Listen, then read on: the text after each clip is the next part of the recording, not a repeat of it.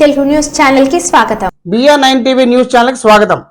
కాకినాడ జిల్లా జగ్గంపేటలో ఉన్న social welfare హాస్టల్ను ఈరోజు జగ్గంపేట ఎమ్మెల్యే జ్యోతి నెహ్రూ సందర్శించారు. ఆ సందర్భంగా పక్కనే బీసీ హాస్టల్ పరిస్థితి చలించిపోయి శిథిలావస్థ ఉన్న ఈ హాస్టల్ని మేము పునరుద్ధరిస్తాం అని హామీ ఇచ్చారు.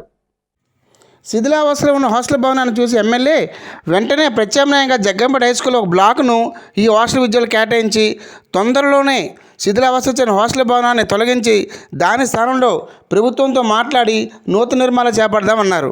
ఈ సందర్భంగా ఆయన మీడియాతో మాట్లాడుతూ తాను శాసనసభ్యునిగా విజయం సాధించినందుకు శుభాకాంక్షలు తెలియజేయడానికి వచ్చిన వార్డెన్ ప్రభాకర్, ASWO వాణి, బాలికల హాస్టల్ వార్డెన్ P రోజాలను హాస్టల్ స్థితిగతులపై వివరణ అడగ్గా కూలిపోయే పరిస్థితుల్లో ఉన్నాయని, విద్యార్థి ప్రాణాలు గుప్పిట్లో పెట్టుకుని బిక్కుబిక్కుం గడుపుతున్నారని తెలియజేయడంతో వెంటనే తాను రేపు వస్తుండడంతో ఆదివారం సెలవు రోజైనప్పటికీ పరిశీలనకు రావడం జరిగిందన్నారు. హాస్టల్ ఎప్పుడు కూలిపోతున్న పరిస్థితులు ఉందని, 120 మంది విద్యార్థుల ప్రాణాలు గాల్లో ఉన్నాయని, వెంటనే హాస్టల్ ఖాళీ చేసి ప్రత్యామ్నాయంగా జగ్గంపేట హై స్కూల్ పరిశీలించామని సంబంధిత అధికారులతో మాట్లాడడం జరుగుతుందన్నారు. గత ప్రభుత్వం నాడు నేడు అని స్కూల్స్ రంగులేసి హంగులు ఆర్భాటాలు చేసిందే తప్ప ఇటువంటి శిథిలావస్థలో ఉన్న హాస్టల్స్ పునర్నిర్మాణం చేయలేదని, అందుకే జగన్మోహన్ రెడ్డికి ప్రజలు బుద్ధి చెప్పారని నెహ్రూ అన్నారు. అనంతరం అక్కడి నుంచి జగ్గంపేట ప్రభుత్వ ఉన్నత పాఠశాలకు చేరుకొని ప్రత్యామ్నాయంగా ఉన్న బ్లాక్ను పరిశీలించడం జరిగింది. ఈ కార్యక్రమంలో SVS అప్పలరాజు, మార్చెట్టి భద్రం, పాండ్రంగి రాంబాబు, బచ్చల సుధీర్, పీలా మహేష్, వేములకొండ జోగారావు, నండ్ల చిరంజీవి, కింగం రమణ, కోడు రమేష్, తుమ్మల కిషోరు, దారి నానాజీ, పుర్రి వీరబాబు తదితరులు పాల్గొన్నారు.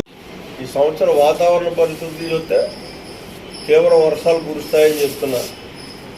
ఇటువంటి పరిస్థితుల్లో మరి ఇంకా ఈ బిల్డింగ్ కానీ ఎన్నో విచ్ఛిన్నం అయిందనుకోండి, 160 మంది పిల్లలు ప్రమాదంలో పడే పరిస్థితి. ఇవాళ నేను ఒకటే నిర్ణయం తీసుకున్నాను. ప్రభుత్వం యొక్క దీన్ని మార్చాలి అనుకుంటే ప్రభుత్వం యొక్క అనుమతి కావాల్సినటువంటి అవసరం ఉంది. ఆయన పిల్లల యొక్క ప్రాణాలు పరిరక్షించేటటువంటి ఆవశ్యకత ఉందనేటటువంటి నిర్ణయంతో ఈ బిల్డింగ్ని ఇమ్మీడియట్గా బిల్డింగ్లో ఉన్నటువంటి వీళ్ళందరినీ కూడా మార్పు చేయటం, ముందు ఇక్కడి నుంచి తరలించి వాళ్ళకు సేఫ్ పొజిషన్లో పెట్టి తర్వాత దీన్ని డిస్మాంటిల్ ప్రభుత్వాన్ని ఒప్పించి దీనికి నిధులు తెచ్చి పక్కా నిర్మాణం బిల్డింగ్లు, అది BC హాస్టల్ కానీ ఇటు SC హాస్టల్ అయినటువంటి దీనికి కానీ ఒక పరిశుభ్రమైనటువంటి వాతావరణంలో బిల్డింగ్ అన్నది కార్పొరేట్ స్థాయిలో నిర్మాణం చేసేటటువంటి పరిస్థితి కల్పిస్తాను ఖచ్చితంగా. ఇక్కడ అది కూడా ఈ 3-4 మాసాల్లోనే ప్రక్రియ మొదలయ్యేటటువంటి పరిస్థితి ఉంటుంది.